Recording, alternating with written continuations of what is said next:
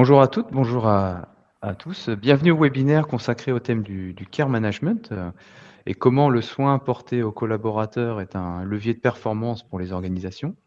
C'est un thème d'actualité sur lequel nos deux intervenantes du jour, Patricia Ardelier de Humaninov et Corinne Moreau de Como Consulting, ont écrit un très bel ouvrage.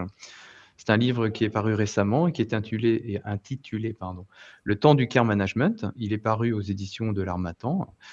Cet ouvrage présente un ensemble de témoignages de leaders RH de groupes divers et variés, témoignages qui illustrent comment le care management a été mis en place dans leurs organisations. Et le webinaire de cet après-midi va donc explorer ce sujet. Alors, d'un point de vue purement technique, chers spectateurs, chères spectatrices, cette session, elle est enregistrée. Elle sera disponible donc en replay tout de suite après la fin de la diffusion. De la même façon, vous allez pouvoir, au cours de ce webinaire, poser vos questions dans le chat qui est présent sur la droite de votre écran. Et de même, la présentation en PDF sera disponible dans l'espace ressources de ce webinaire. Donc, tout d'abord, bonjour Patricia et Corinne. Merci beaucoup d'avoir accepté Bonjour. notre Bonjour. invitation dans cette fin d'année occupée. On va dire ça comme ça. Je vous laisse vous présenter, Corinne. Écoutez, bonjour à toutes et à tous. Merci Joanne et puis aussi merci à Noémie et Simon qui nous ont aidés à préparer ce live. Écoutez, moi je suis une ancienne DRH dans des groupes très différents comme la banque, l'assurance, la mécanique et le transport international. Et puis depuis quelques années à la retraite, en fait, j'ai créé mon cabinet qui s'appelle Como Consulting et qui accompagne des TPE et des startups sur leurs projets de développement RH. Super, merci Patricia. Bonjour, donc bonjour à tous, bonjour, merci effectivement à l'organisation pour l'organisation de cette conférence. Donc Patricia Ardilier, donc moi j'ai 15 ans de direction des ressources humaines, donc dans des grands groupes, et puis j'ai effectivement décidé de changer de vie. Je suis devenue psychothérapeute, donc travailler encore un plus sur cette notion des neurosciences et puis bien entendu de la compréhension du fonctionnement de l'être humain sur la partie psychologique. Et j'ai également, et bien parallèlement à cela, il y a maintenant plus de 10 ans, fondé une organisation qui s'appelle Humaninov, qui travaille depuis 2012 sur justement des cas pratiques de développement de care management au sein des entreprises. Super, merci beaucoup toutes les deux. Une petite présentation de Spix aussi pour ceux qui ne nous connaissent pas. Donc Spix, c'est une EdTech qui est spécialisée dans aider les organisations à développer leurs collaborateurs. On propose des cours de langue, des services de coaching professionnel et du mentorat aussi. C'est notre nouveauté de fin d'année. Le groupe Spix, c'est un ensemble de collaborateurs qui est dans le monde entier, des bureaux comme vous voyez en Allemagne, Italie, Espagne, Brésil, Chine, France, puis un rayonnement mondial que vous pouvez voir à travers des partenariats sur le reste de la planète. Notre ADN, c'est l'innovation technologique, donc pour la digitalisation des formations en langue et du coaching professionnel. Nous appuyons pour cela sur de l'intelligence artificielle. Celle-ci est embarquée dans toutes nos solutions. Ça n'exclut pas le facteur humain, mais au contraire, on l'optimise. Et nous avons 2500 coachs certifiés qui sont répartis sur le globe, qui vont intervenir auprès de nos apprenants et utilisateurs. Notre mission, en gros, c'est révéler le meilleur de vos collaborateurs. Pour me présenter, Yoann Michel, animateur de ce webinaire et vice-président Spix France. Avant d'entrer dans le vif du sujet, on pourrait parler un peu de votre ouvrage. Est-ce que vous pouvez nous en dire un peu plus sur la genèse de ce livre, Patricia?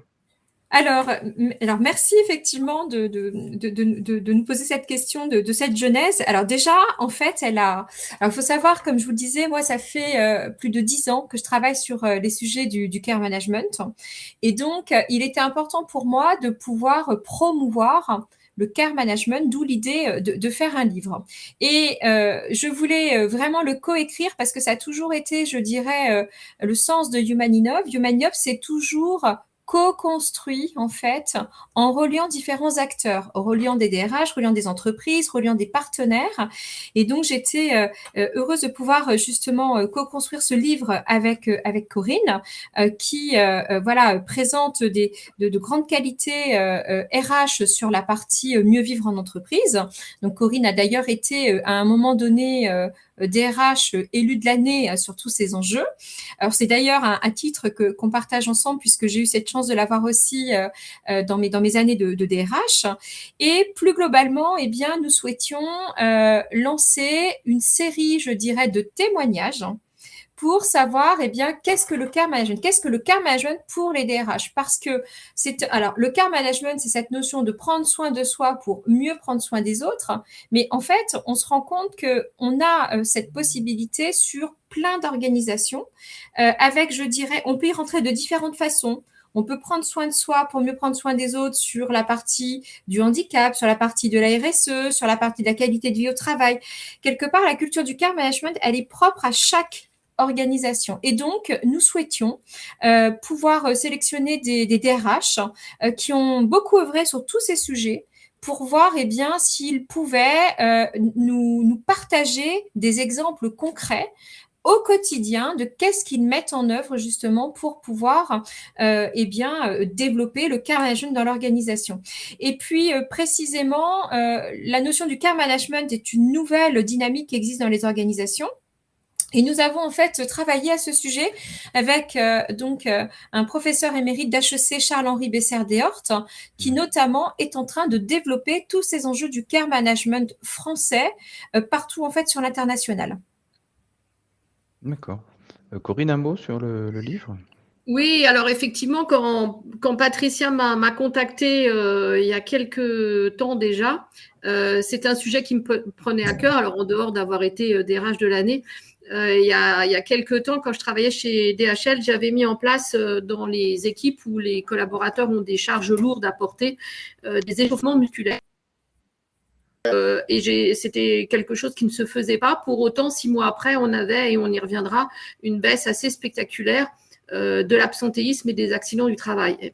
Et pour moi, c'était un vrai succès déjà pour le confort des collaborateurs. Et puis, concrètement, ça fonctionnait sur des coûts sur l'entreprise. Alors, la partie, comment dirais-je, écrire un livre sur ce sujet-là, d'abord, c'est un sujet qui me passionne. Deuxièmement, pour moi, j'ai trop vu dans les entreprises, quelle que soit leur taille, et leur niveau de réussite, des collaborateurs qui avaient envie d'être managés autrement. Alors, cet autrement prend des mots différents, des formes différentes, mais il y a je voudrais être plus respecté, je voudrais qu'on me reconnaisse, qu'on reconnaisse mon travail. Bref, des collaborateurs qui avaient envie d'avoir autre chose, et puis des managers aussi qui avaient envie, qui étaient eux-mêmes insatisfaits de leur mode de management et qui avaient aussi envie de manager autrement. Mais tout ce petit monde-là avait quand même quelques hésitations, voire recherches. Comme l'a dit Patricia, c'est effectivement un sujet qui est en train d'exploser, qui fait, qui va faire l'objet de recherches. Donc ça, c'est un sujet qui m'intéresse. Et l'autre sujet qui m'intéresse fondamentalement, et on y reviendra dans le cours de cette présentation, c'est pour moi, ça fait partie intrinsèque de l'écologie humaine et de la durabilité. Le terme n'est pas toujours associé et pas très beau. Pour autant, c'est vraiment faire en sorte qu'on travaille bien, longtemps, parce que ça va être la vie qui va faire ça, et qu'on soit en pleine forme. Et ça, c'est de l'écologie humaine. Et puis, de manière très personnelle, c'est le premier livre que j'écris, donc c'est assez excitant. Pas facile, mais excitant, et j'étais ravie de le faire avec Patricia. Génial. Merci beaucoup toutes les deux pour ce premier point. Je propose qu'on entre maintenant dans le vif du sujet, on brise la glace. Qu'est-ce que le care management, Corinne? Et en quoi il peut nous aider? Désolée, c'est un terme anglais. On pourrait le traduire par soin, mais c'est pas tout à fait le bon terme.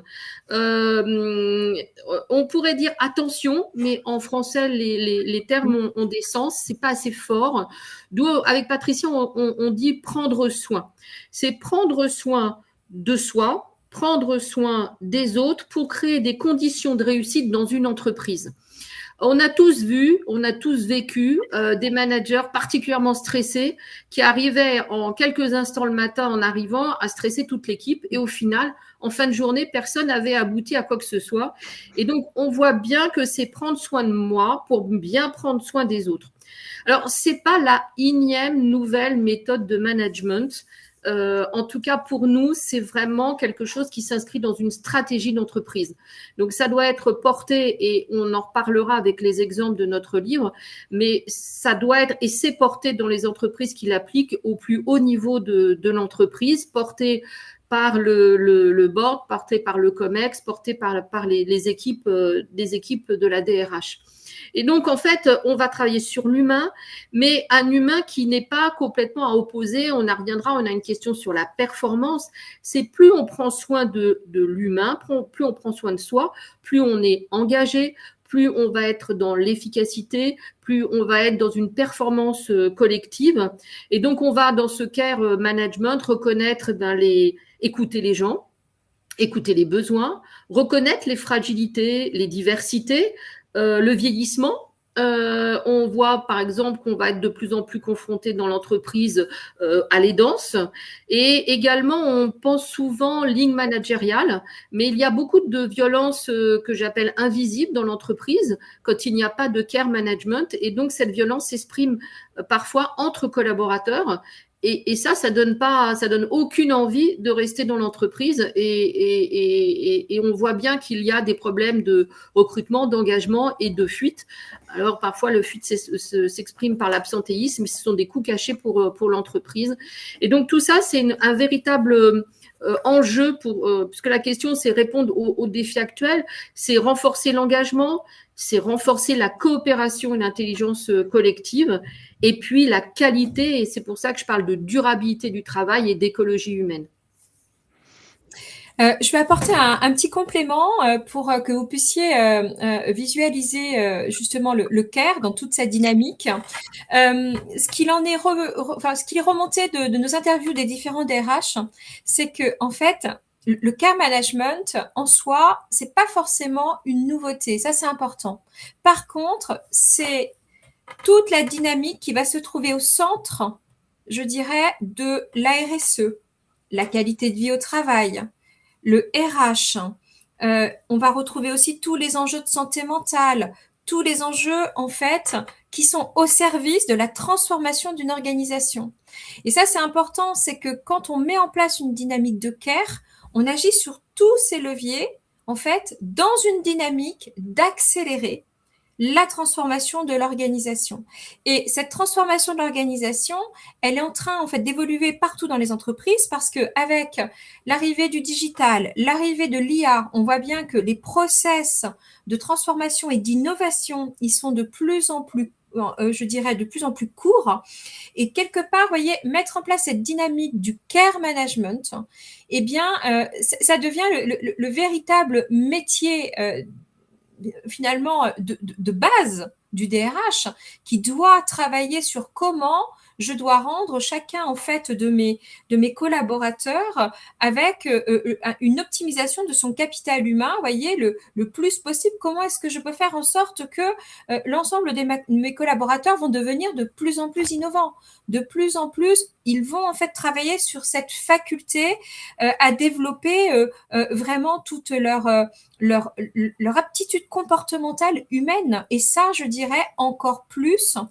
eh bien parce que demain, on va travailler avec des logiciels d'intelligence artificielle, on va travailler effectivement sur cette notion de durabilité.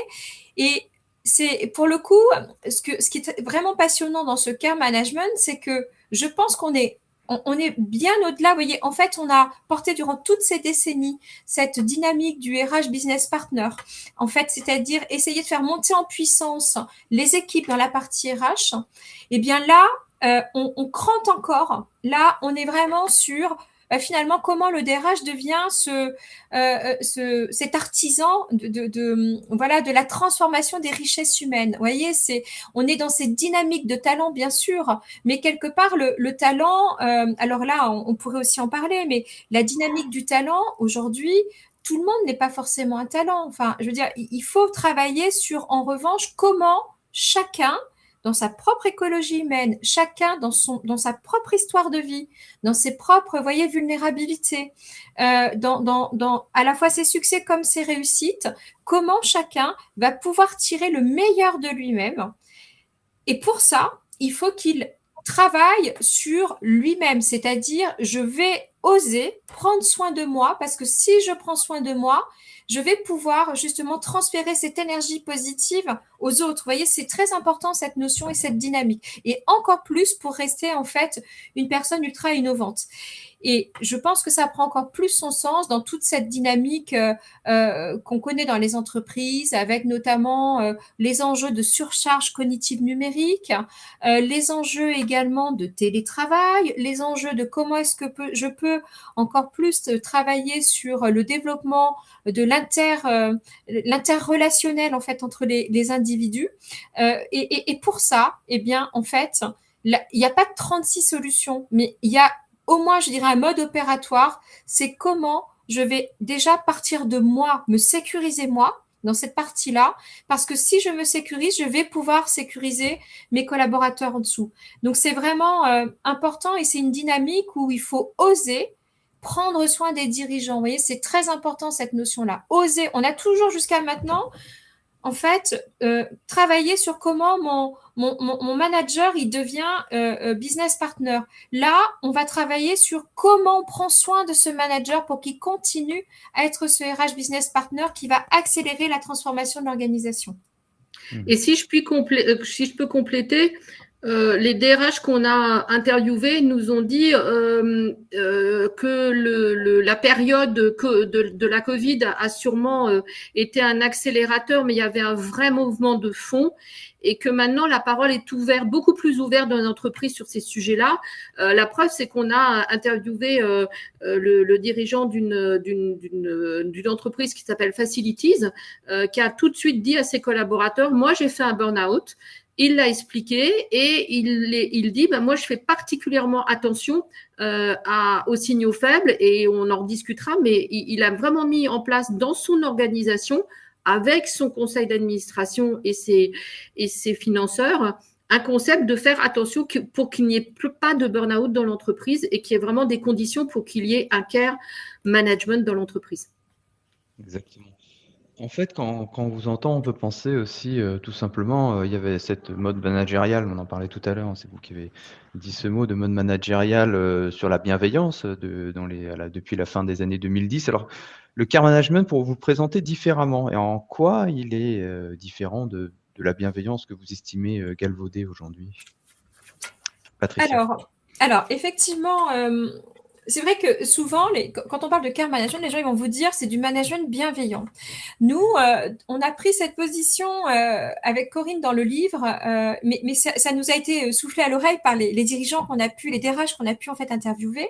DRH et pas que, DRH, des dirigeants. On a eu aussi des DG qui sont venus. On en a 4 sur 16 témoignages tout de même qui sont des DG. Donc c'est bien. Ça veut dire que vous voyez au plus haut niveau de l'entreprise en fait on se soucie de cela et parce que une fois de plus c'est une notion de transformation. C'est pas une notion RH. On est vraiment dans une dynamique de transformation. Et donc moi, j'aimerais revenir à cette notion de qu'est-ce que finalement la bienveillance, qu'est-ce que ça veut dire? Parce que bon, moi, bienveillant, est-ce que ça veut dire je suis gentil, je suis bienveillant, donc je suis gentil, vous voyez, je suis gentil. Et très souvent, la bienveillance, elle est utilisée avec ce mot valise. Donc, tu es gentil, on est sympa avec nos collaborateurs.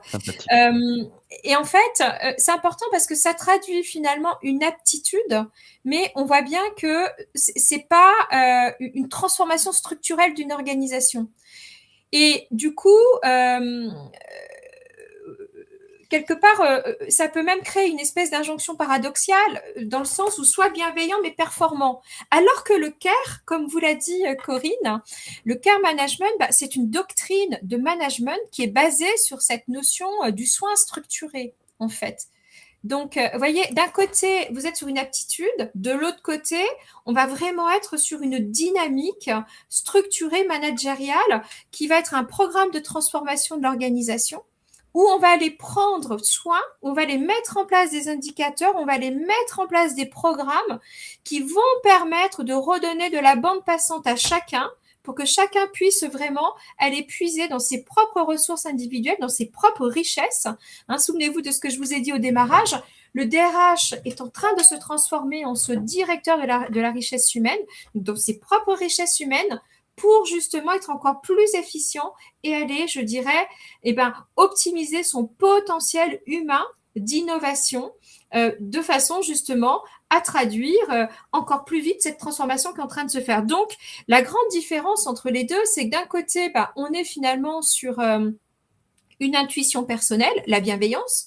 De l'autre côté, on est sur une doctrine de management structurée au service de la transformation de l'organisation, avec effectivement des programmes qui se déclinent, alors qui arrivent de la RSE, qui arrivent de la qualité de vie au travail, qui arrivent de la politique managériale, qui vont arriver aussi de toute la dynamique de transformation innovation. Vous voyez, notamment comment, pour aller booster mes équipes, je vais faire en sorte que je mets du care management. Je vais vous donner un exemple très concret. Je suis allée interviewer Paul Sauveplane de l'entreprise Alan dans le cadre du livre. Et j'arrive chez Alan et je vois une énorme bibliothèque. Au niveau du siège social, ils ont une grande bibliothèque. Et je lui dis, tiens, c'est marrant, vous avez mis en place une bibliothèque. Chose qu'on voit quasiment plus dans les organisations. On voit plus beaucoup de bibliothèques. Et en fait, spontanément, Paul, il me dit, regardez notre métier. Notre métier, on a plein de gens qui font des métiers en code de l'IA. Donc, on a besoin d'être très concentré. On a besoin, effectivement, de se dire que quand on est sur le codage de quelque chose, on sait que si, par exemple, j'ai un petit coup de fil au moment où je suis en train de coder mon programme, vous perdez quelque part tout le fil du codage que vous êtes en train de faire. Et donc, il me dit, on s'est rendu compte que de remettre de la vraie lecture sans digital, vous voyez, c'est un endroit où il n'y a pas de digital, mais on a des bouquins, on lit en fait. Et d'ailleurs, il y a des sciences, en neurosciences, qui prouvent que lire un vrai livre, un vrai texte, une demi-heure par jour, ça entretient la capacité de concentration. Vous voyez, typiquement, Alan, veut surtout aussi préserver ce capital, je dirais, de créativité que peuvent avoir leurs équipes. Et de ce fait, ils ont remis de la lecture au cœur, je dirais, de leur politique RH, en fait. Ça passe par des choses qui sont, qui transforment quelque part les équipes. Alors, ça va aussi dans comment je peux faire en sorte de créer des vrais temps off, vous voyez là, de la déconnexion digitale numérique, typiquement, des vrais temps off où on va, je dirais, complètement aller se décharger. Je vais vous donner un autre exemple. Alors, elle fait pas partie du livre, mais c'est pour autant un exemple qui m'avait frappée. J'avais été rencontrer la DRH de Renault Trucks, qui en fait m'avait reçu et m'avait programmé c'était un walk talk. Un walk talk, j'avais reçu, je me souviens, un petit email comme quoi il fallait que je sois bien chaussée. Et j'arrive en fait à son bureau pour 1 heure de rendez-vous. Et cette heure de rendez-vous, en fait, elle s'est transformée on s'est promené autour de l'usine. On a marché, ça fait quasiment 4 kilomètres. On a marché, en fait, autour de l'usine, tout en discutant du sujet sur lequel nous devions discuter. Et justement, dans cette dynamique de se dire, on s'évade un peu, voyez, on se reconnecte avec la nature, on se reconnecte avec l'extérieur, on se digitalise, on a ce moment où on va couper le tout digital à un moment donné, et en fait, on revient à des choses qui nous permettent de nous recentrer sur nous-mêmes. Voilà, donc c'est en ce sens que c'est quand même très différent vous voyez, de la méthodologie bienveillante. Et ensuite, on est bien entendu dans un processus organisationnel. Et donc, comme tout processus organisationnel, il va falloir organiser des rituels, des temps dédiés, des indicateurs de pilotage. Et c'est en ce sens que le care management est en train de monter en fait en puissance en France, puisqu'il y a de nombreux chercheurs qui sont en train de s'emparer du sujet pour aller créer notamment ces rituels, ces indicateurs de pilotage du care management. Alors moi, je compléterais par 2 choses. Pour moi, il doit avoir une cohérence et une structuration par rapport aux valeurs de l'entreprise et également une sincérité.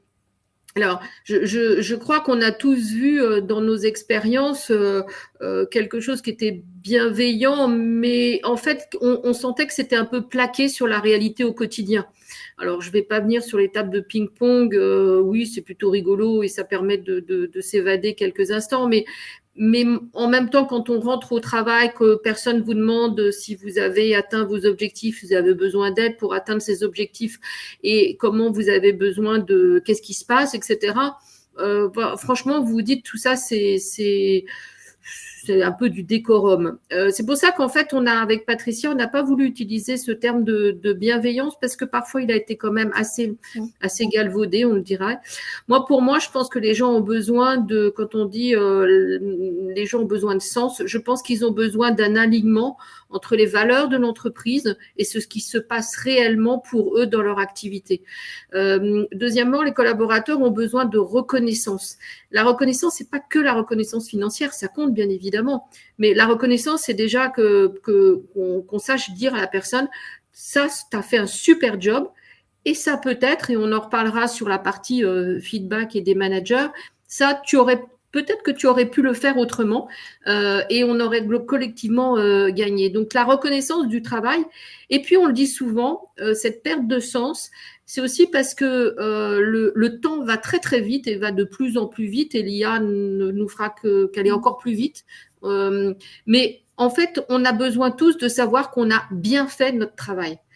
Et bien faire son travail, alors c'est sûr que quand on a un métier manuel, c'est facile à voir. Quand on est plus dans un bureau ou quand on travaille sur la data, j'ai là une vraie sensation sincère que j'ai bien fait mon job. Et ça, c'est de la reconnaissance qui est importante dans le travail. C'est pour ça que, pour moi, il y a une grande différence entre cette stratégie du care management et la bienveillance.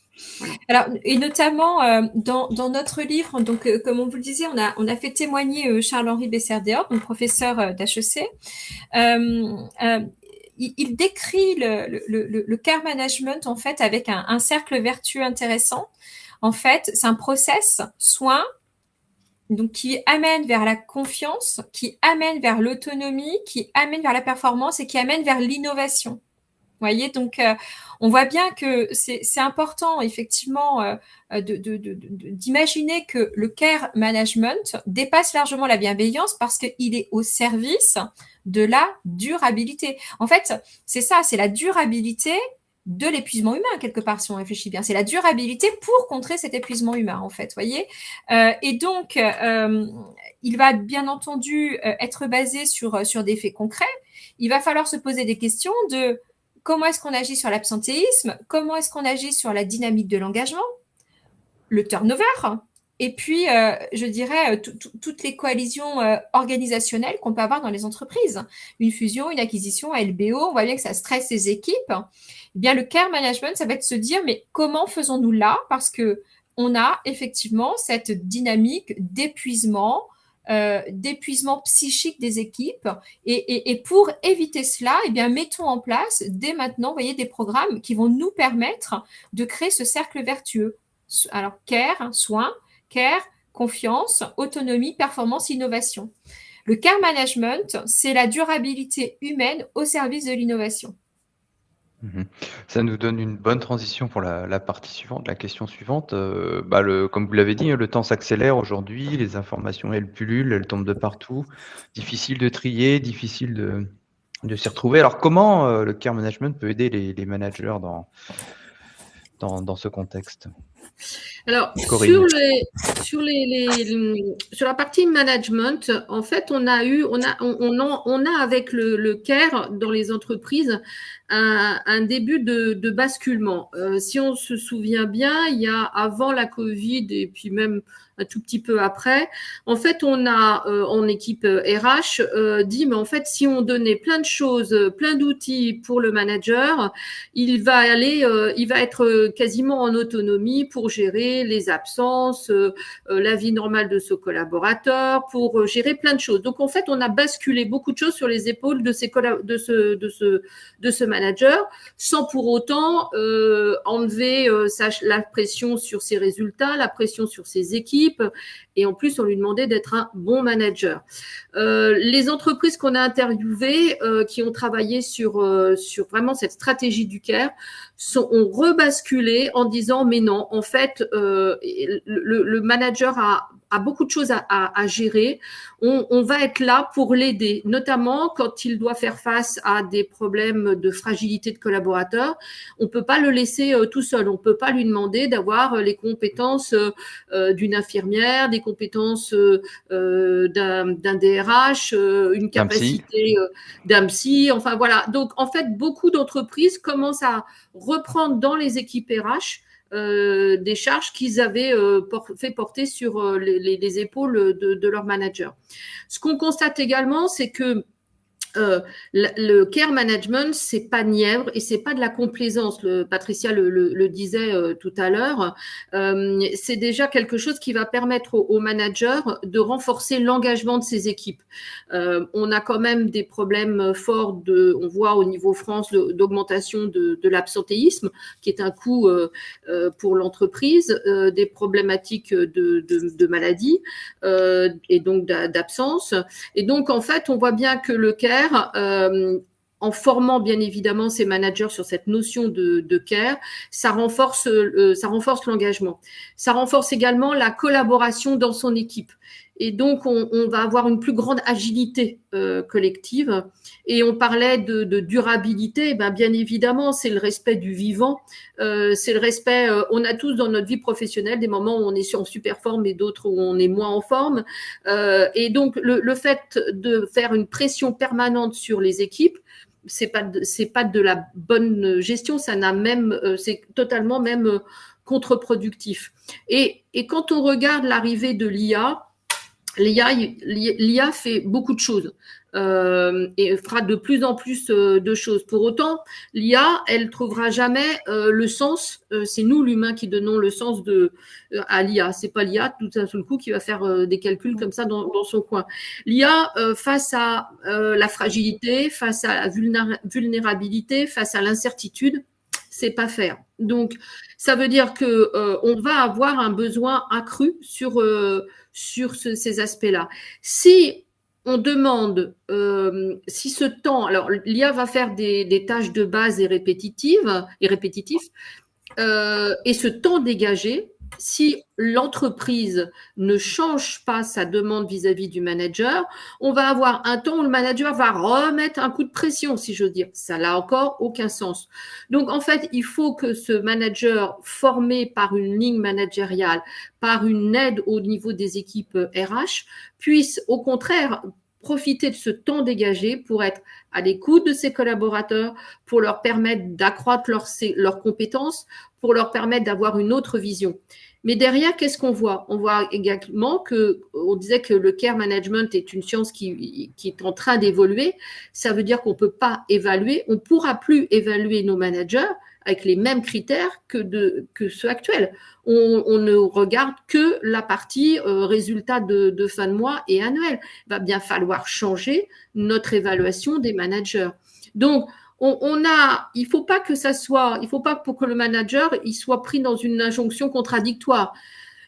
Tu fais bien ton job comme avant, mais tu es gentil, tu vas être un super manager ou un care manager. Non, ça veut dire qu'on est bien, on parlait tout à l'heure de stratégie, on est bien d'une stratégie qui part des leaders, qui part du board, qui part de la DRH, pour dire on ne peut pas demander la même chose, donc on ne peut pas l'évaluer sur la même chose. Et ça va devenir crucial parce que les neurosciences nous montrent que les tâches simples et répétitives qu'on confie à l'IA vont entraîner que notre cerveau, que nous, collaborateurs, nous allons travailler de plus en plus sur des tâches complexes. Or, notre cerveau n'est pas fait pour travailler. Il a besoin de repos aussi. Voilà, il a besoin de repos, il a besoin de repos sur des tâches simples et répétitives. Donc, ça veut dire que ça va prendre encore plus plus son sens parce qu'on va avoir des gens qui vont ne pas supporter, et la plupart ne supporteront pas ce rythme-là. Donc, il faut trouver une autre manière d'agir sur les collaborateurs. Et je trouve que le côté vraiment positif dans les exemples que nous avons pu échanger avec les DRH qu'on a rencontrés, c'est que on a vraiment cette prise de conscience que le CARE permet de combattre les coûts cachés de l'entreprise sur l'absentéisme, permet aussi d'être dans l'attractivité des entreprises. On voit bien que de plus en plus, les entreprises soignent le onboarding. Certains, et j'espère de plus en plus, permettront de mieux traiter, de mieux suivre le offboarding, parce que là aussi, quitter une entreprise, eh ben, c'est la vie, j'allais dire, normale, logique, et ça doit bien se passer. N'oublions pas qu'on a, alors d'aujourd'hui en France, 25% de boomerangs qui reviennent dans l'entreprise. Et la manière dont on se sépare d'un collaborateur va lui permettre de bien rebondir pour la suite. Et ça, c'est notre responsabilité d'entreprise. Parce que ça, on parlait tout à l'heure de durabilité et d'écologie humaine. Ça, c'est de la prise en compte de l'humain. C'est le prendre soin. Même si le collaborateur quitte l'entreprise, il pourra un jour revenir, mais collectivement et humainement, on a fait notre job jusqu'au bout. Et donc, c'est tous ces aspects-là qui sont importants. On a Facilities dans notre interview qui donne une demi-journée par semaine à chacun de ses collaborateurs pour mener un projet personnel dans l'entreprise. Et donc, c'est ce temps Patricia parlait d'Alan et du temps de lire. Eux, ils ont un temps pour construire un projet professionnel. Et donc, en fait, on voit qu'au final, l'entreprise, tout le monde y gagne parce que tout le monde a progressé en termes de compétences. L'intelligence collective a fait son œuvre et c'est une entreprise qui fonctionne très, très bien. Ça permet de… Oui, vas-y, pardon, peut-être en complément, mais ça quelque part, ça introduit aussi notre prochain item, en fait. Au niveau, enfin, comment dire, aujourd'hui, on a quand même une mutation du travail qui s'opère, de plus en plus complexe, l'accélération. On a ces enjeux de surcharge mentale quand même qui sont inhérents. Et quelque part, on voit bien que la santé mentale, mettre en place une dynamique de santé mentale dans l'entreprise pour gérer cette hyper-accélération, en fait, c'est devenu un prérequis quasiment. Vous voyez, c'est quasiment un prérequis, c'est pas un plus. Là où c'était avant un plus, nous, on prend soin de nos collaborateurs, ça va devenir de plus en plus un prérequis indispensable et nécessaire si on veut continuer justement à pouvoir entretenir toutes les mutations que l'entreprise doit gérer aujourd'hui. Et c'est important parce que enfin, jusqu'à maintenant, quand on mettait en place des dynamiques de santé mentale, on le faisait aussi pour la politique de l'attractivité, en fait. Et une fois de plus, alors je dis pas qu'on va pas continuer à le faire pour la politique de l'attractivité, mais on va le faire et pour la politique de l'attractivité, et pour la politique managériale, et pour la politique de production, et pour la politique de l'efficience opérationnelle. Vous voyez, on va aller jusque-là, en fait. Et pour, je dirais, quelque part, faire en sorte que la vision stratégique de l'ensemble, je dirais, de l'entreprise soit correctement exécutée. Pour ça, on a besoin, de prendre soin du mental relationnel. Ça va devenir un sujet de COMEX. Vous voyez, c'est là où en fait c'était un sujet finalement que de RH. Ça va devenir un sujet de COMEX. Et c'est bien pour ça que, en fait, c'est à l'intersection entre la RSE, la RH, la qualité de vie au travail, tous les enjeux, bien entendu, de santé mentale, d'innovation. Bah, quelque part, qu'est-ce qu'on a au centre? Au centre, pour piloter ça, on a en fait, quelque part, la direction générale. Donc, vous voyez, imaginez que demain, les dirigeants des entreprises, ainsi que, bien entendu, les équipes RH, doivent, je dirais, se former au care management devient un véritable enjeu pour aller booster cette croissance de l'entreprise.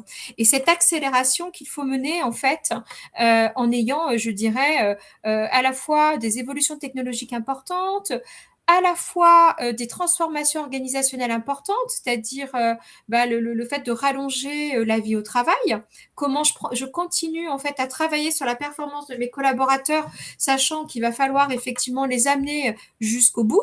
Donc, travailler sur cet épuisement, bien entendu, personnel de chacun. Alors, Corinne en a un peu parlé, mais on a aussi, je dirais, toutes les vulnérabilités à prendre en compte. Typiquement, la dynamique de l'aidance. On sait tous qu'avec effectivement Vieillissement de la population, voilà, le effectivement. vieillissement de la population, on a quasiment un collaborateur sur deux qui va être un aidant de ses propres parents demain, en fait. On a aussi l'explosion des pathologies chroniques. C'est quand même aujourd'hui, en fait, en France et en Europe, pas qu'en France, c'est quand même une personne sur 4. Alors, c'est un chantier que Humaninov connaît particulièrement bien, puisqu'en fait, Humaninov avait été investi d'une mission du ministère de la Santé sur repérer des bonnes pratiques pour faciliter l'inclusion des porteurs de pathologies chroniques dans les entreprises. Et donc, aujourd'hui, c'est 1 sur 4. Donc, ça veut dire 25% de la population. Vous voyez, par exemple, là, on est aujourd'hui 3. Je sais pas, on pourrait effectivement interroger les personnes qui nous écoutent, mais en termes de statistiques, 1 sur 4 est atteint d'une pathologie chronique et 1 sur 3 après 50 ans. Donc, comment je vais travailler là-dessus? Et en plus, dans les 1 sur 3 après 50 ans, sachez que 50%, c'est des problèmes de santé psychique et mentale. Donc, on voit bien qu'il y a un véritable enjeu sur cette notion de comment on peut soigner la relation. Et c'est très important ça. Quand Corinne, je vais vous donner aussi un témoignage du livre qui m'a beaucoup frappé, c'est celui de Laurence Contarassus. Laurence Contarassus, elle est vice-présidente chez General Electric. Elle a été très longtemps présidente France du groupe Medtronic, un grand groupe de santé. Et elle est aussi aujourd'hui présidente du SNITEN. Et quand j'ai posé la question à Laurence, mais qu'est-ce que ça représente pour toi le care management, alors elle est revenue sur quelque chose de très personnel. Vous voyez, c'est ça qui est même chouette parce que les gens y reviennent sur des choses très personnelles. C'était de dire, en fait, 2 choses me viennent à l'idée pour me préserver dans tous mes postes de direction générale. J'ai toujours voulu ne pas avoir de regrets sur comment gérer finalement ma vie au travail et ma vie de maman. Et donc, je me suis toujours autorisée à être au minimum 1 fois par semaine en tant que présidente de Medtronic à l'époque, à la sortie de l'école, à 4h30 en fait. Donc, ça voulait dire quitter mon travail à 15h au minimum 1 fois par semaine. Et pour moi, c'était cette façon de me dire, tu peux t'épanouir dans ton travail, mais tu dois aussi être là et en présence pour tes enfants. Et je trouve que cet exemple, il est très parlant parce que cette dirigeante, on a eu l'occasion d'organiser un colloque avec l'IPAG sur les rencontres Time to Take Care qui a eu lieu le 26 novembre dernier. Cette dirigeante a également déclaré publiquement, au même titre que l'a fait Yves Cornu, dirigeant de Facilities, qu'elle avait un souci de handicap, en fait. Vous voyez, enfin, c'est cette reconnaissance, finalement, que la vulnérabilité de chacun peut quelque part devenir une richesse. Et moi, j'y vois quelque chose de très intéressant, c'est que, vous voyez, toute cette partie diversité, toute cette partie... la diversité, l'inclusion qui recule un peu sur nos entreprises actuellement avec ce qui se passe bien entendu sur les États-Unis, devient aujourd'hui un moteur. Ça va devenir un moteur finalement que d'admettre sa vulnérabilité pour se dire je vais me mettre un petit peu en retrait, je vais me sécuriser, je vais me protéger à titre individuel parce que je sais que si je n'y vais pas, eh bien, je risque d'exploser, que ce soit dans ma charge cognitive, que ce soit dans les burn-out. Donc là, vous pouvez imaginer tous les burn-out qui peuvent arriver, du burn-out de travail, du burn-out parental, etc., etc. Et en fait, pour qu'on puisse y arriver, il faut donner les outils pour que l'ensemble des personnes puissent, bien entendu, s'analyser. Vous voyez, c'est vraiment, après le RH Business Partner, on aura le collaborateur qui va être en capacité de s'auto-diagnostiquer sur j'en suis où, quoi. Est-ce que je suis dans la zone rouge, dans la zone orange, dans la zone verte? À quel moment finalement je déclenche la sonnette d'alarme? Vous voyez, c'est hyper important en fait. Voilà, donc le CARE, c'est effectivement agir sur ce soin relationnel comme véritable pilier de coopération. C'est mettre en place une véritable boussole stratégique, bien entendu.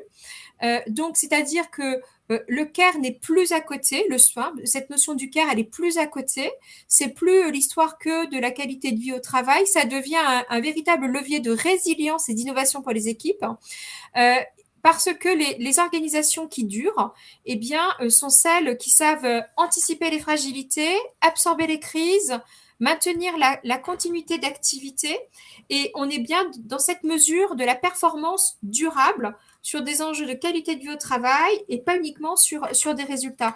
Et c'est en ce sens que d'ailleurs, Charles-Henri Besser est en train de porter cette dynamique que on est sur une véritable alternative à la politique de diversité, à la politique inclusive, qui va permettre effectivement d'aller porter ces sujets au service de l'efficience de l'organisation. Très bien. Justement, dans le livre, on trouve des témoignages de L'Oréal, SPI, Edenred, entre autres. Hein. Et justement, comment elles vont se servir du CARE pour améliorer tout ce qui est engagement, fidélisation, innovation, si on descend un peu dans le technique En fait, je crois que c'est Patricia qui l'a dit tout à l'heure au démarrage, en fait, nous nous sommes aperçus que les entreprises qui ont une stratégie du CARE management, ils sont arrivés par des voies différentes, souvent liées à leur histoire, à leur production, à leur industrie et aussi à l'histoire du leader ou du DRH. Par exemple, chez Saint-Gobain, où ils ont des activités qui peuvent être risquées pour les collaborateurs depuis plus de plusieurs années, en tout cas depuis au moins 20 ans, ils travaillent sur les accidents du travail. Et là, ils ont mis en place depuis plusieurs années une plateforme qui est Je veille sur nous. C'est pas je veille sur vous, quelque chose avec une tour de contrôle qui regarde. C'est chacun veille sur soi et sur les autres. Et donc là, ils travaillent sur cette plateforme, ce qui permet, j'allais dire, de réduire les accidents du travail. Et ils ont l'année dernière arrêté tous les sites pendant une demi-journée pour ne parler que de l'accident du travail. Donc il y a des choses très très concrètes.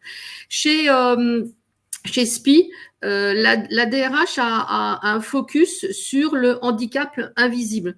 Et donc, elle a vraiment développé toute cette manière de reconnaissance autour de cet handicap invisible. Et elle me citait l'exemple de la personne qui devait avoir une piqûre tous les jours et qui, avant qu'il y a quelques années qu'elle ose le dire, allait quasiment dans un petit coin faire cet acte dont elle en a vraiment besoin.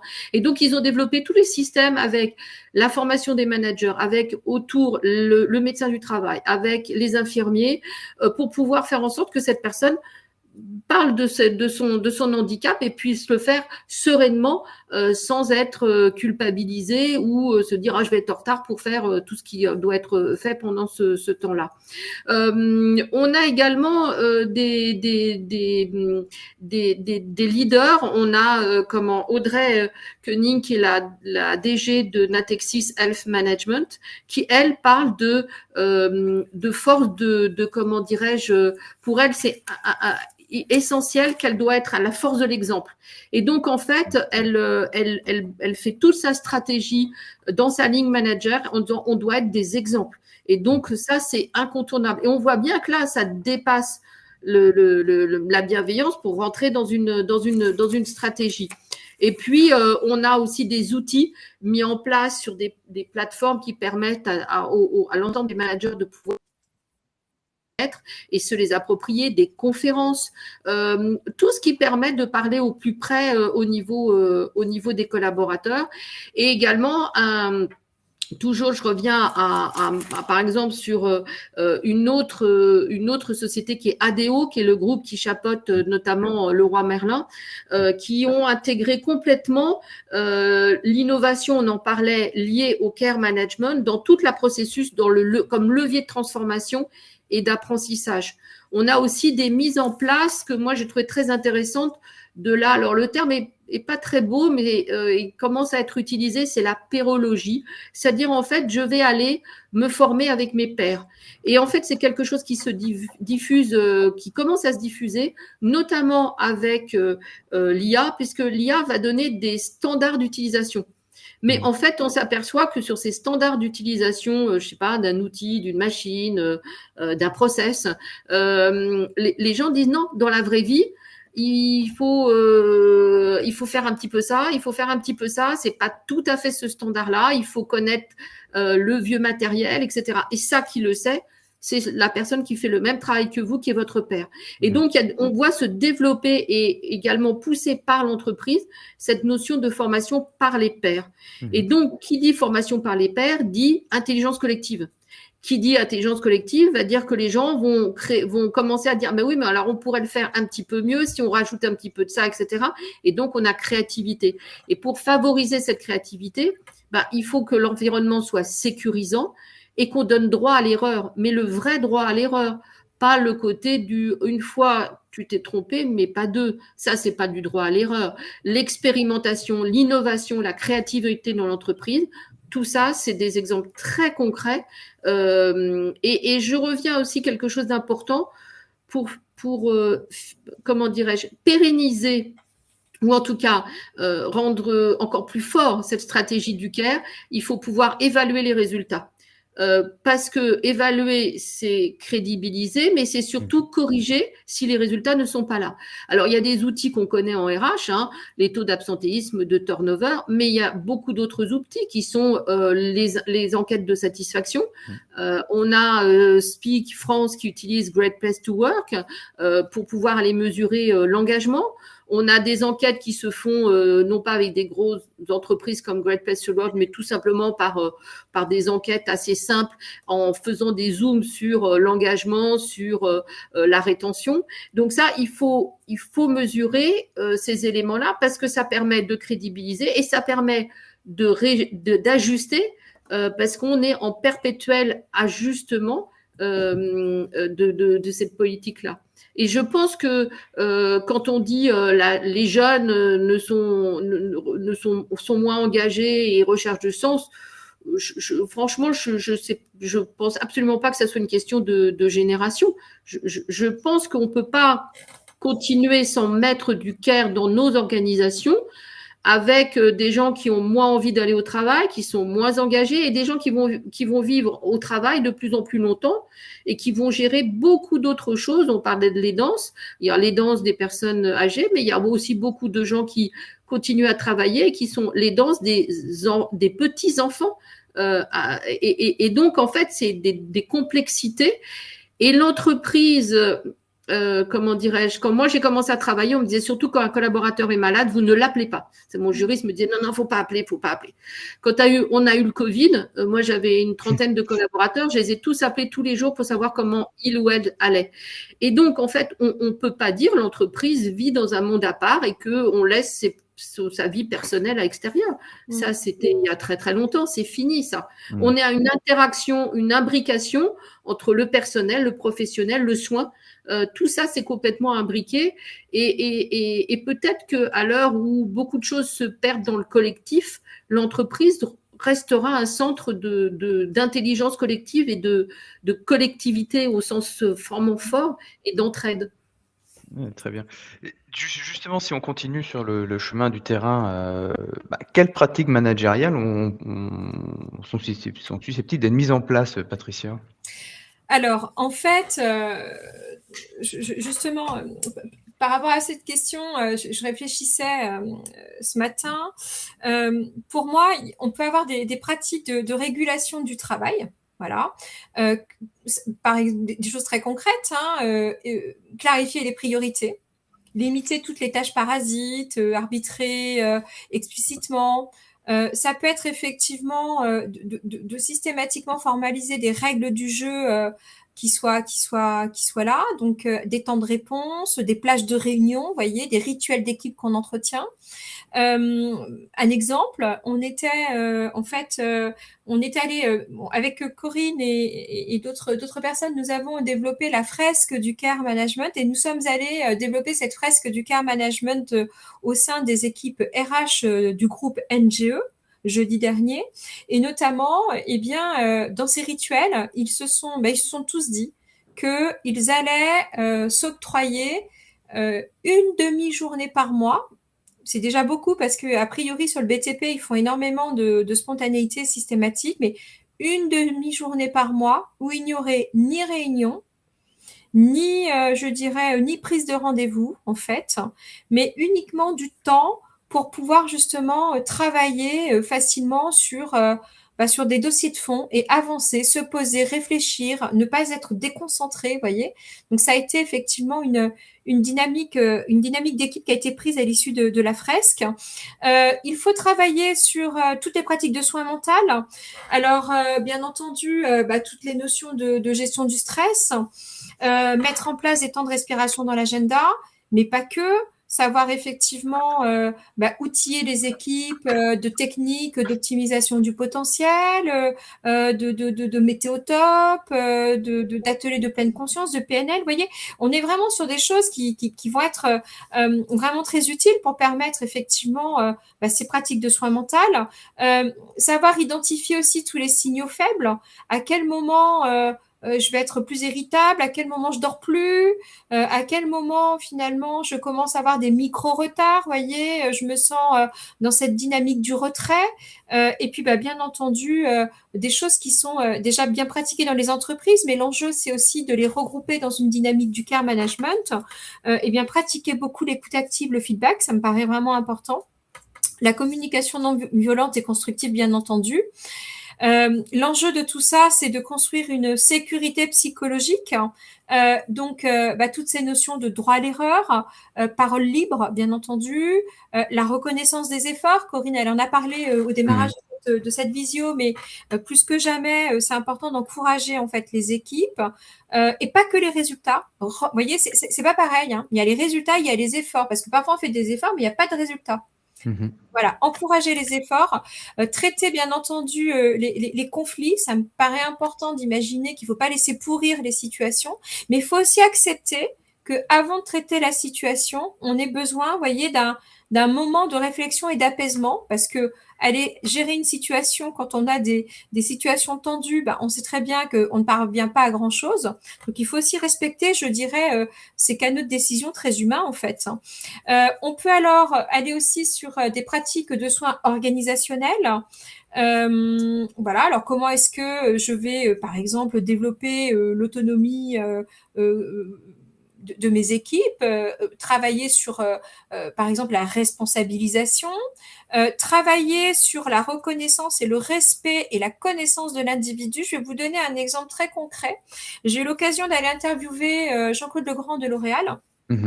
Et donc l'enjeu, c'était quelles sont vos pratiques de care management, sachant que L'Oréal est vraiment très avancé.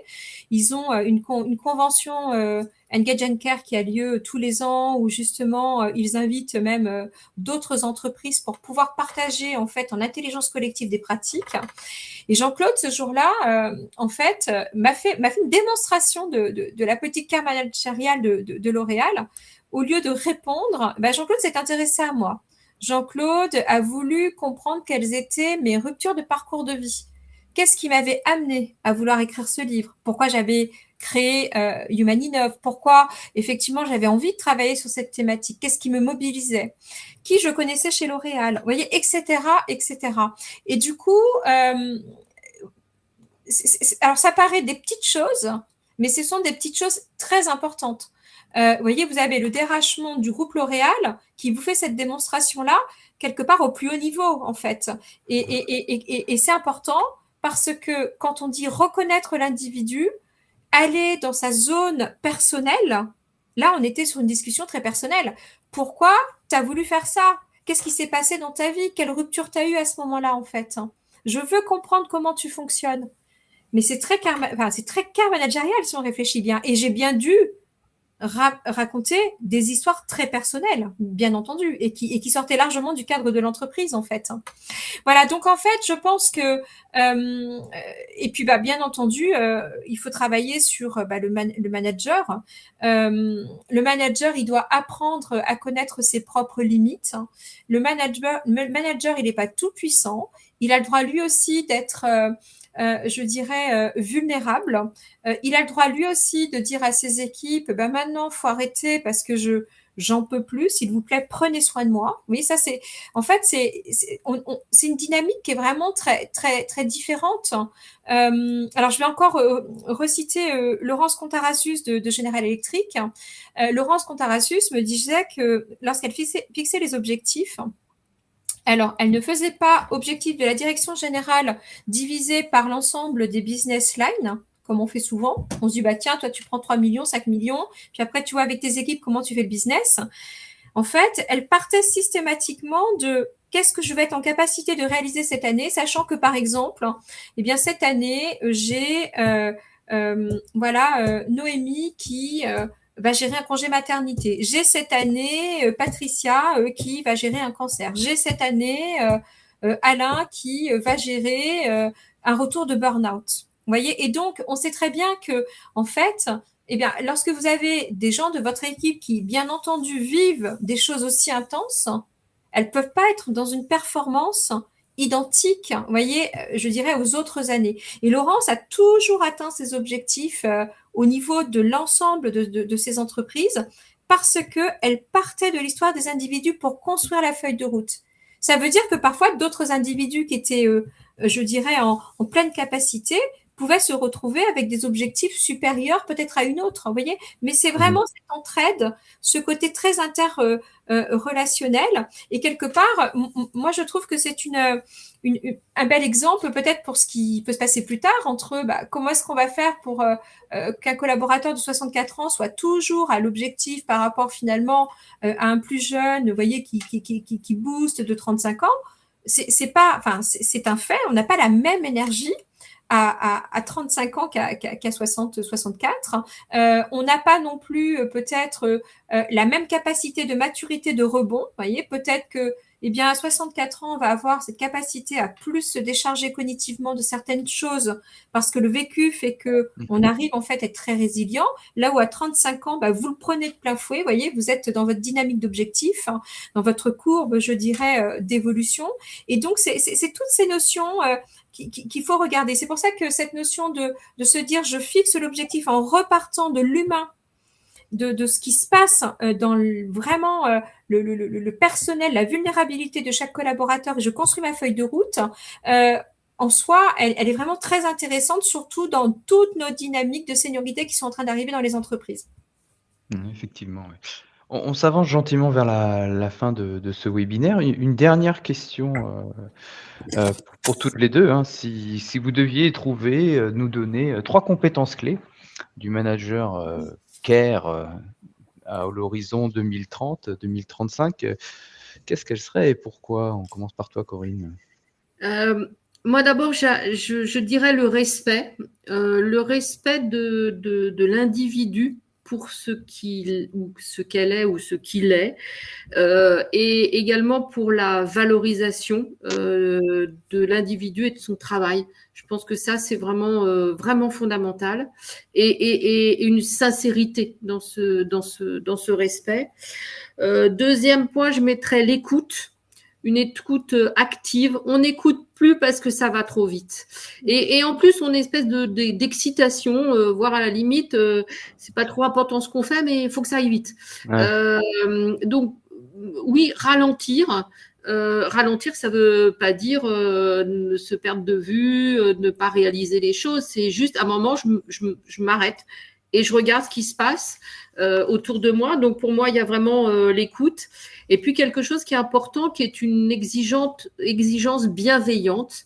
et là je réutilise ce terme, mais en le liant avec l'exigence, parce que être dans le care, c'est prendre soin des gens dans leur évolution professionnelle et personnelle.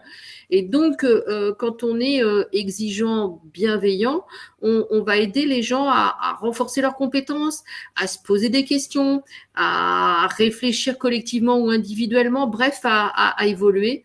Et puis, j'en rajouterais une. Alors, il y a un mot qu'on n'utilise jamais en entreprise, comme si c'était un gros mot. Moi, je trouve qu'on devrait utiliser beaucoup plus la gentillesse. C'est pas quelque chose de niais, la gentillesse, c'est ce qui nous fait être humains.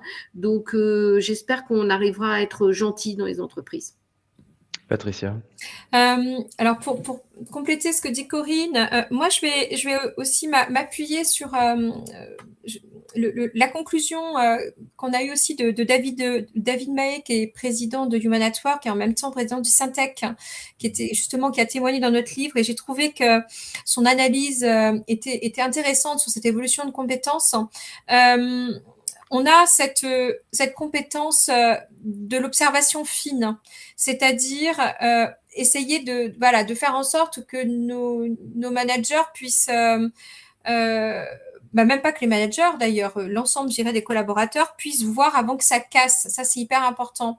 Donc, ça veut dire qu'il faut vraiment développer toutes ces notions de prévention. C'est encore plus, quand même, être encore plus dans la prévention. Les organisations, elles ont aujourd'hui très souvent des tableaux de bord. Là, je pense qu'il va falloir aller encore plus sur comment finalement j'arrive à anticiper que là je vais être au bord de la rupture. Donc c'est vraiment faire monter en compétence l'ensemble des personnes quelque part pour qu'elles puissent elles-mêmes s'autodiagnostiquer. Vous voyez, c'est hyper important. Donc ça veut dire qu'il faut processer ça. Il faut processer. D'ailleurs, j'en parle rapidement parce que je trouve que c'est assez remarquable ce qu'il a fait. Nous avons rencontré avec Corinne le dirigeant d'Octomine, qui développe justement des programmes d'autodiagnostic dans les organisations. Et plus que jamais, en fait, ces autodiagnostics contribuent à pouvoir justement aller sur cette dynamique de l'observation fine, de comment est-ce que je peux me positionner. Et donc, elle contribue à la deuxième compétence, à la priorisation, à l'arbitrage. Vous voyez, c'est hyper important en fait de se dire qu'à un moment donné, on peut pas tout faire. Tout va très vite. Là où les entreprises se transformaient en 18 mois, maintenant elles se transforment en 6 mois. On a une bande passante. J'ai lu récemment, c'est une étude en neurosciences qui disait que un manager, en fait, prenait 60% de ses décisions sans avoir le temps de prendre le temps de l'analyser. C'est-à-dire il est que dans la spontanéité. Donc, ça veut dire que du stress, en fait. Voilà. Donc ça, vous voyez, il a en moyenne 120 notifications par jour. 120 notifications par jour, c'est juste énorme si on réfléchit bien. Donc, je pense que c'est important de savoir arbitrer et prioriser. Et puis, bien entendu, la dernière compétence, je pense que c'est la compétence de savoir réguler tout ça. Et donc, pour ça, il faut développer des compétences de care management, en fait. Vous voyez et quand on réintroduit des notions comme celle-là, eh bien, on arrive déjà au moins à mettre en place toute une dynamique qui va aussi responsabiliser chacun dans cette responsabilité individuelle qu'il doit avoir de prendre soin de lui-même.